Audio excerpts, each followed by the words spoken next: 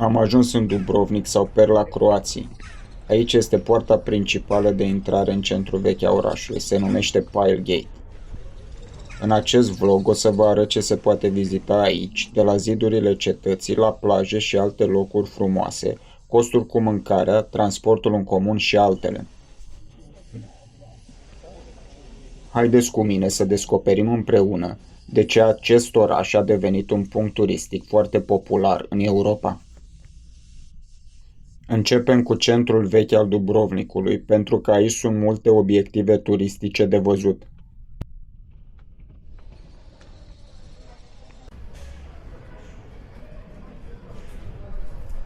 Dacă aveți copii, intrați cu ei pe această poartă. Aici este zona de joacă pentru copii și de relaxare pe o bancuță dacă v-ați luat ceva de mâncare la pachet. Sunt destule bancuțe aici. Am venit puțin mai dimineață pentru că o să se aglomereze foarte tare.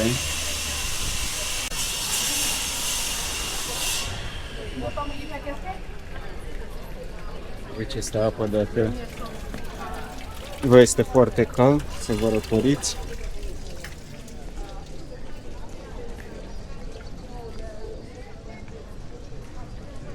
Dimineața sunt foarte multe tururi organizate ale orașului. Pe toate străduțele lăturalnice o să fie deschise restaurante. Doar câteva sunt deschise acum. Cum este timpul cafelei.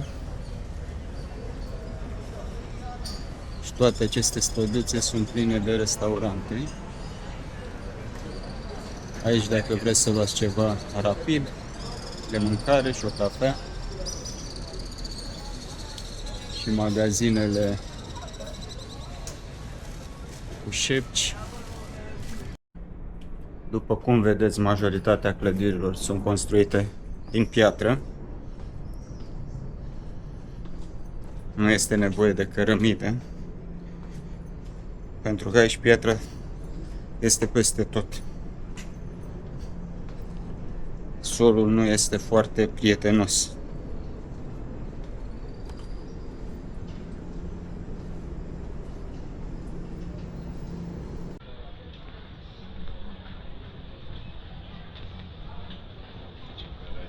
Uitați și un magazin de suveniruri.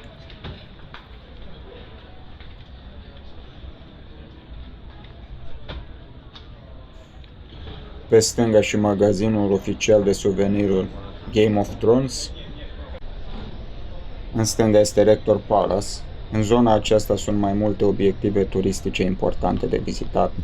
Este și biserica în spate. O piațetă cu restaurante și ceva produse naturale, artizanale în partea stângă.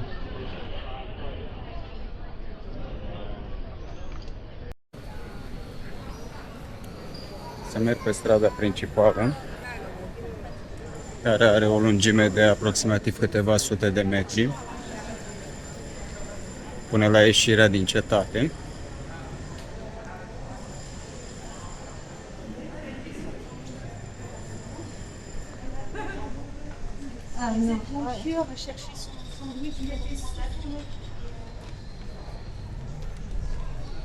Și gata, voila, am ieșit.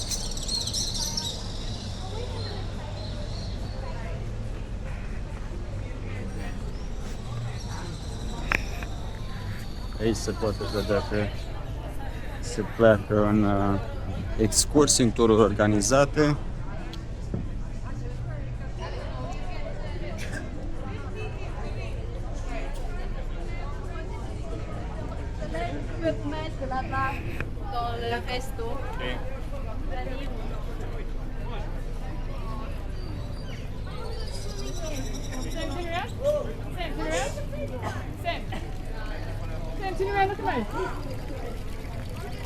De aici mi-am umplut sticla de apă.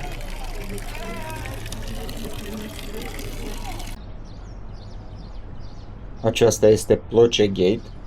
În stânga puteți să vedeți unde am ieșit mai devreme în port.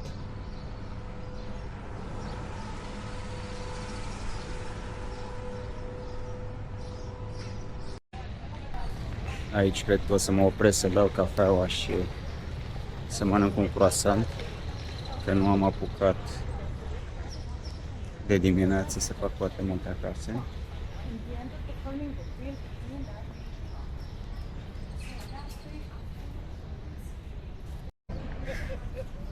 A venit și cafeaua și cornul. La corn s-a dat gem și unt.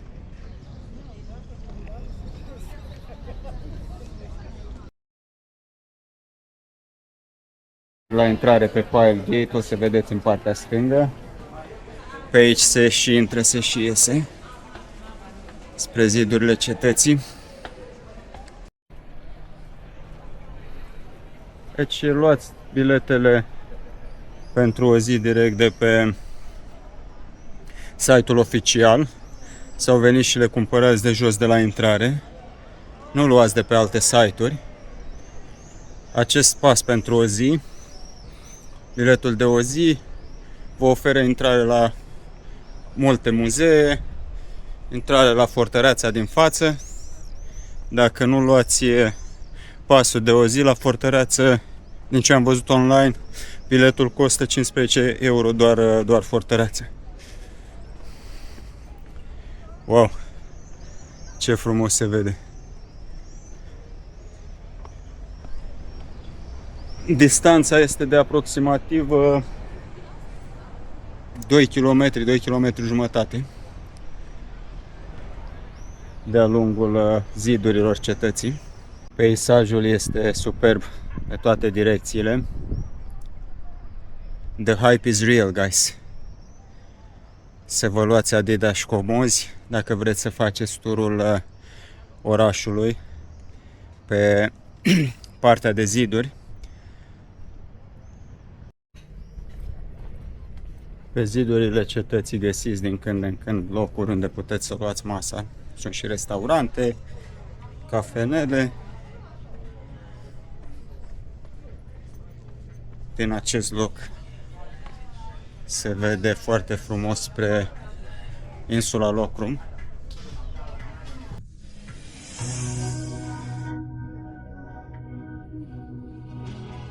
Iar dacă nu există plaje cu nisip, oamenii aici fac baie peste tot. Există ieșiri din centrul vechi. În dreapta o să găsiți ieșiri spre aceste roci de unde se sare. Sunt și scări de puteți să ajungeți la apă. Toată lumea e happy.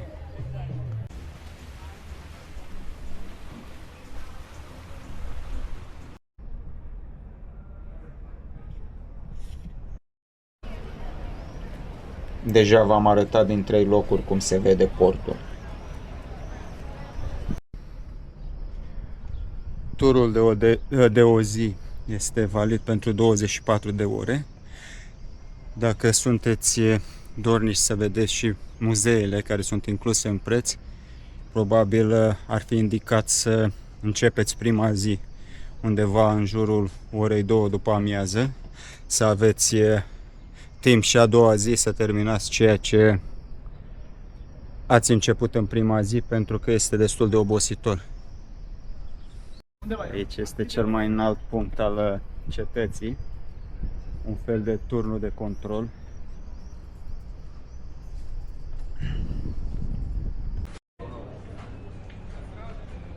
După traseul pe zidurile orașului, mi s-a făcut foame și am vrut să mănânc ceva autentic de la Marea Adriatică.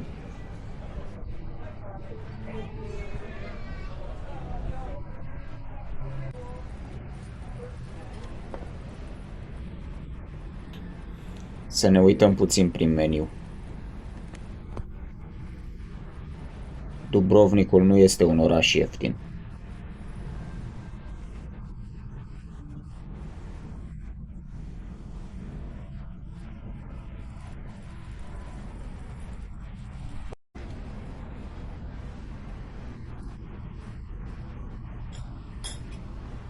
La acest restaurant mâncarea este delicioasă. Arată și bine, dar este chiar foarte... Această poartă se numește Buza Gate. Este poarta nordică.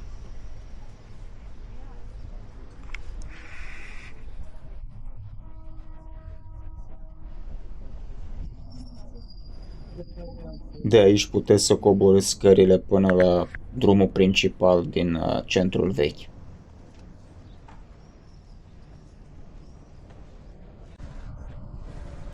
Tot de aici se urcă cu telecabina sus la punctul de panoramă. Biletul m-a costat 32 de euro, scrie 30 aici, dar mai ia 2 euro și 2 cenți. Așa se vede pe jos de la telecabină, înainte să urcăm.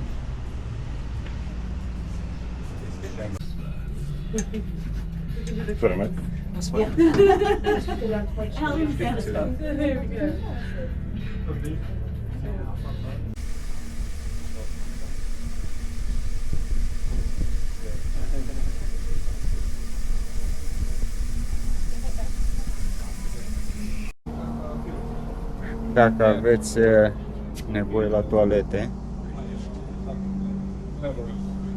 și nu ați urcat cu telecabina, puteți oricum să intrați, sunt exact la ieșire. Apoi dacă vreți să urcați aici, este gratis, este în față, doar mergeți în față și urcați câteva scări. Și puteți să veniți în zona asta. Ce turcoaz și frumos se vede apa în afara cetății, chiar în micuțul port din afara cetății. Băruleț în aer liber.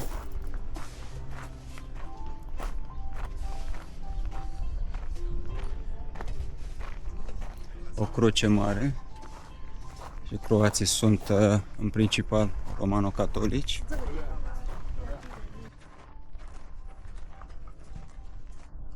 O zonă cu un view super.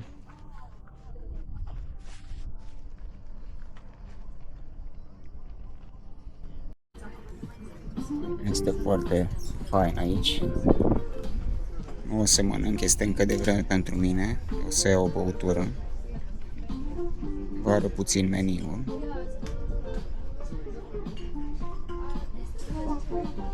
Aici sunt cocktailurile.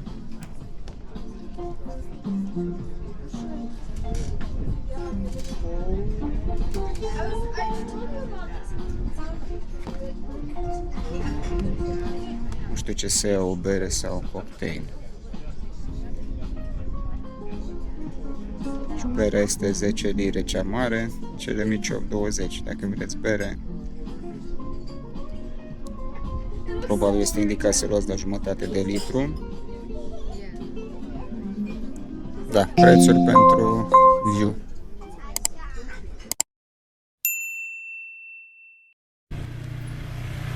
Dacă sunteți un grup de 3-4 persoane, aș zice că e mai ok să veniți cu taxiul aici sus. Pentru că telecabina durează cam 3-4 minute de jos până sus și peisajul e cam același. Nu prea merită banii. La 100 de metri mai sus de zona panoramică este Muzeul Războiului, care a avut loc între croați și sârbi între 1991 și 1995. Croații au luptat pentru independență, iar Dubrovnikul a fost foarte afectat în acest război.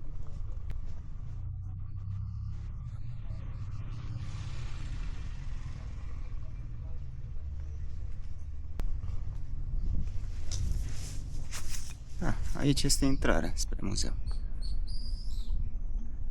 Big Jets now trying to knock the Croatians from their perch on top of that surge. The bombs fell wide of their target. The fort still intact, opened up.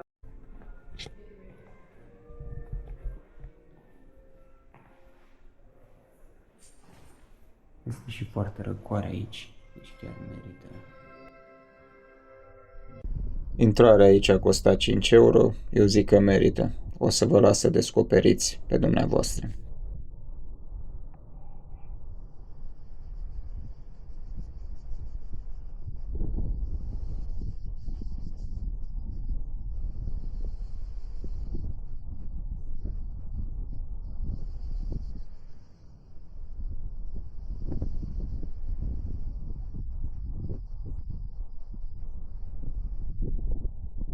Mi s-a făcut foame să trec strada, să văd ce găsesc acolo, să iau ceva rapid, să mănânc pe drum. Aici este chiar exact la baza telecabinei. ATM, de aici să nu scoateți bani, că vă încarcă foarte mult.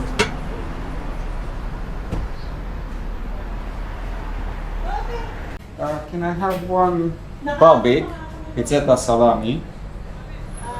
This one, yeah, one of this.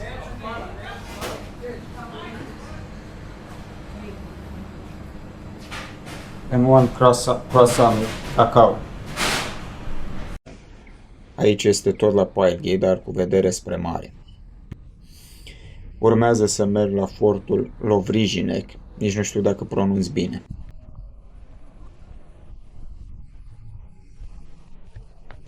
Frumos să fii în concediu. Toată lumea e relaxată, oamenii înnoată acolo în față. În stânga poți să-ți închiriezi un caiac, să te plimbi cu caiacul. Și în față urmează să urcăm acele scări spre fort.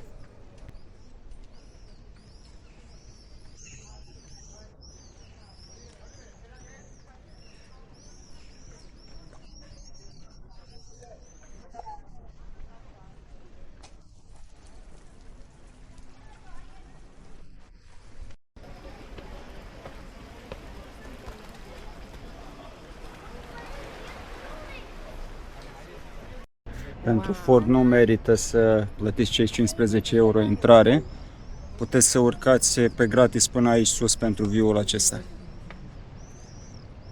Se plătește bilet doar la intrare în fortăreață.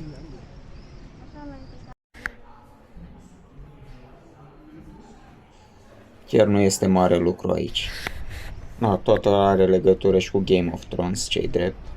Dar nu este mare lucru în această fortăreață. Peisajul, da, este superb. Ceea ce o să apreciez.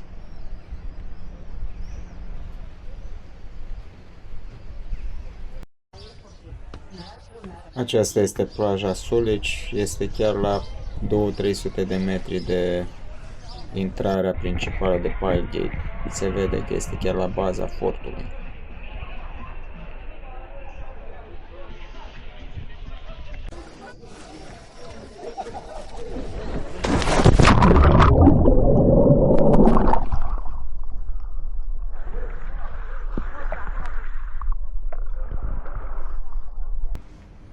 Am cazat în zona La Pad a Dubrovnikului, la 10 minute cu taxiul de centrul vechi al orașului.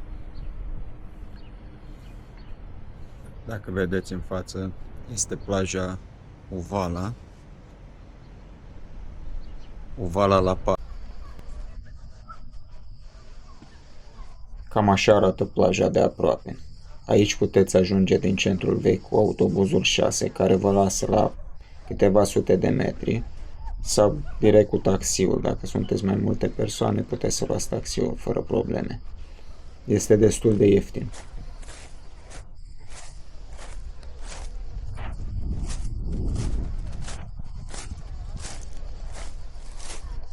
Este zona în care se închiriază umbreluțe. Nu știu dacă aparține neapărat de hoteluri. Deci un restaurant aici.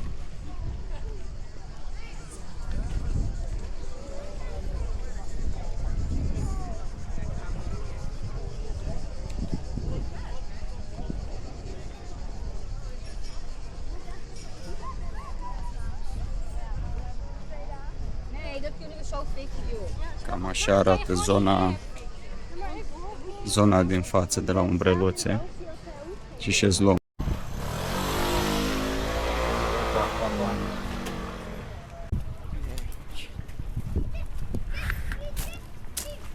Ca toate plajele de aici, și aceasta este tot în pietriceluri, Pebble.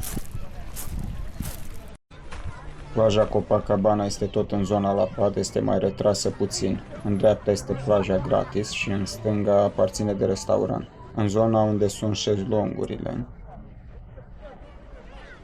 Față de Ovalai sunt mult mai puține opțiuni când vine vorba de mâncare. Este doar un restaurant și din ce am văzut nu pare în regulă mâncarea de acolo.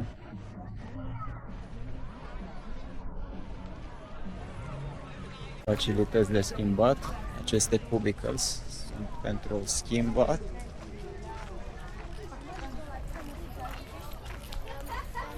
Aici este dușul, să dai jos apa serată după ce faci baie. Cele mai ieftine șezlonguri sunt la 45 de euro și nu sunt cele lângă plajă. 45 de euro plus umbrelă.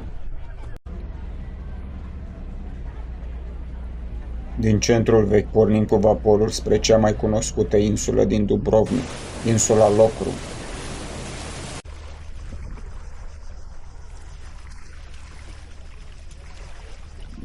Biletul la vapor a costat 30 de euro. Este inclusă doar drumul dus întors, 15 minute din centrul vechi.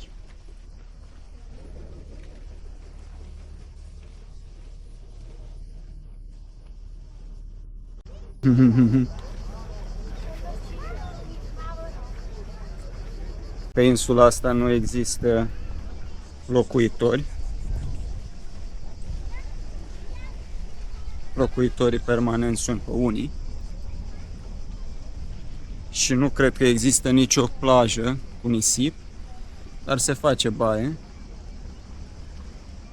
Sunt o grămadă de locuri de unde poți să sari în apă, chiar să cobori, să urci scările.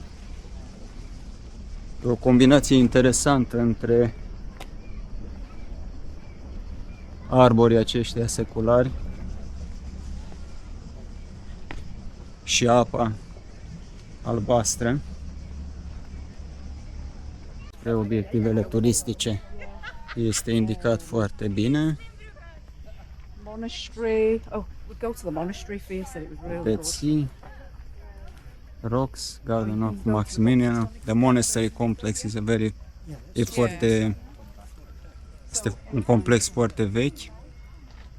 Cred că în anul 1040. Dubrovnik a fost și sub ocupația lui Napoleon. El a ordonat călugărilor să plece de pe insula Lokrum. La 50 de ani de la Napoleon a fost și sub ocupația austro-ungară. Arhiducele Ferdinand Maximilian al Habsburgilor a cumpărat insula și a transformat mănăstirea în casa lui de vacanță în anul 1859. El împreună cu soția au adus mulți arbori și plante care au pus bazele grădinii botanice care există și astăzi. Astăzi insula este cunoscută deoarece aici s-a filmat o bună parte din celebra serie Game of Thrones.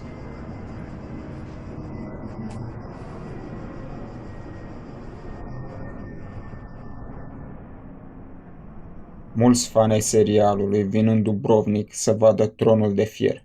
În pădure o să găsiți semne care vă arătă câte minute aveți pentru următorul punct turistic.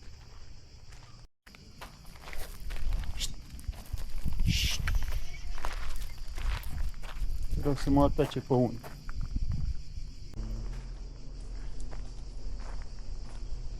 Pe insule se simte ca și cum ai fi la mare și la munte în același timp. Aici poți să stai la umbra măslinilor sau altor arbori și poți să faci baie direct în mare.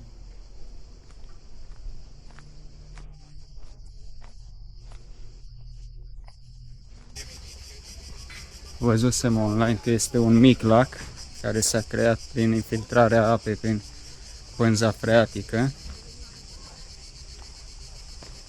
Apa din mare a ajuns aici. Cred că o să fie locul unde o să fac și eu o baie mai târziu. Wow!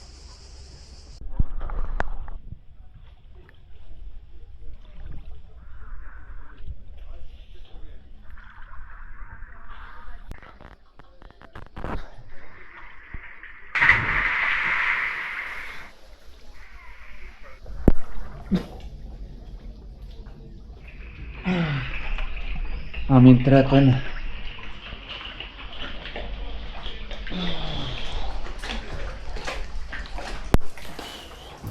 in the little cave.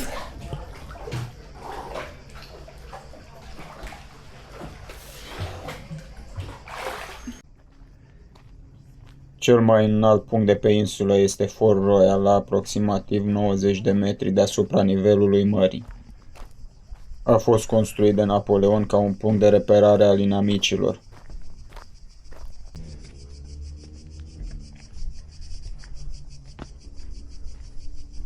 Parcă recunosc ruinile din Game of Thrones.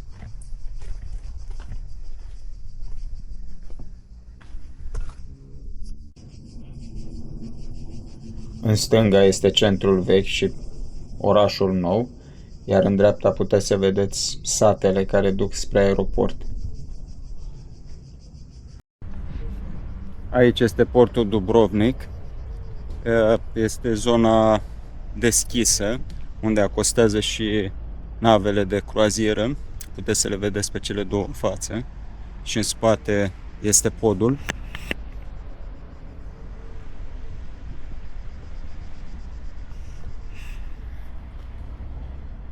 Nu o să vă arăt foarte multe aici, o să vă las pe voi să descoperiți. Puteți să ajungeți aici cu autobuzul 6 din centrul vechi. Eu cel mai mult ca mijloc de transport în comun am folosit autobuzul 6, în rest am folosit Uber și Bolt. Prețurile sunt destul de accesibile, mai ales dacă sunteți un grup de 3-4 persoane.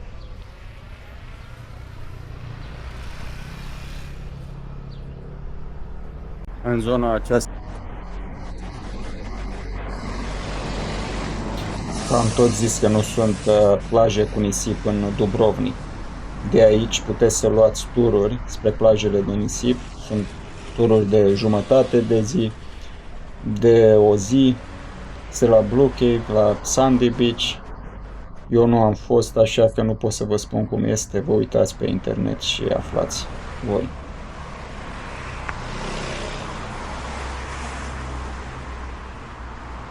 Dacă vreți să petreceți o seară mai liniștită decât în centrul vechi, recomand să veniți în zona portuară.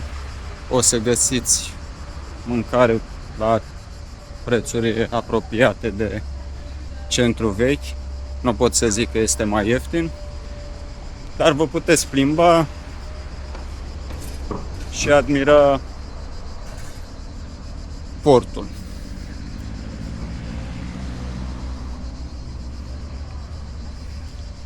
Exact lângă acest parculeț este zona de restaurante și un mic shopping center, dacă vreți să veniți la mall.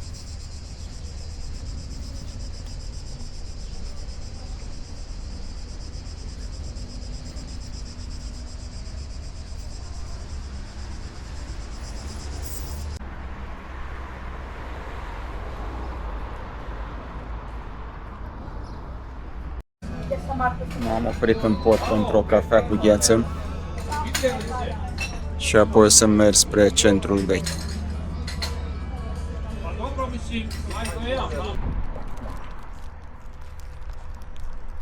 Deci magazinele astea sunt cum sunt la doi pași în România, peste tot, la orice colț de stradă. Câteva prețuri.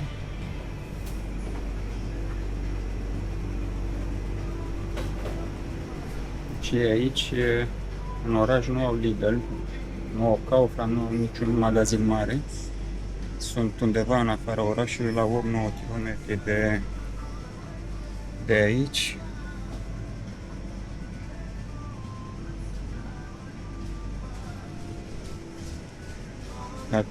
De undeva spre aeroport. Dacă o luați mașină, puteți să mergeți acolo, dacă nu, faceți local.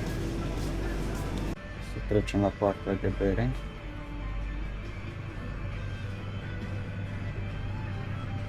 Cea mai ieftină bere este în jur de 1,80 euro în magazin. Vinul, în schimb, este un pic mai ieftin, chiar probabil dacă sunteți băutori de vin, mai bine cumpărați vin.